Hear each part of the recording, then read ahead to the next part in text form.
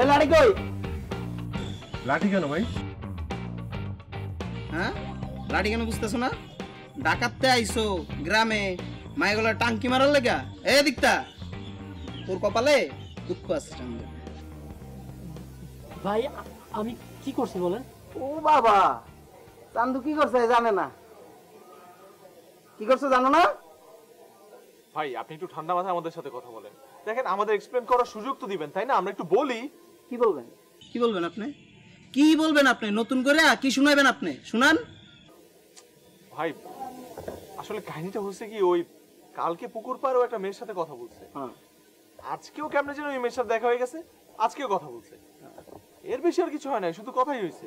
কালকে ওই পুকুর পাড়ে দেখা করছে মায়ের লগে, তাই না? পুকুর পাড়ে দেখা করার পর তোমার আমি কি বলছিলাম চান্দু, সেটা শোনাও নাই?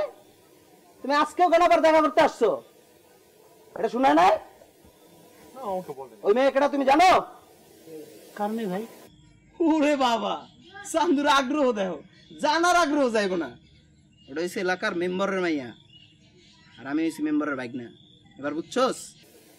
বুঝছস? বুঝছে। বুঝছি। কি বুঝছোস? ওই মেয়ে হচ্ছে এলাকার মেম্বারের মেয়ে, আর মেম্বার আপনার মামা, তার মানে ওই মেয়ে আপনার কাজিন। হ্যাঁ, এরপর ভাই বুঝছি।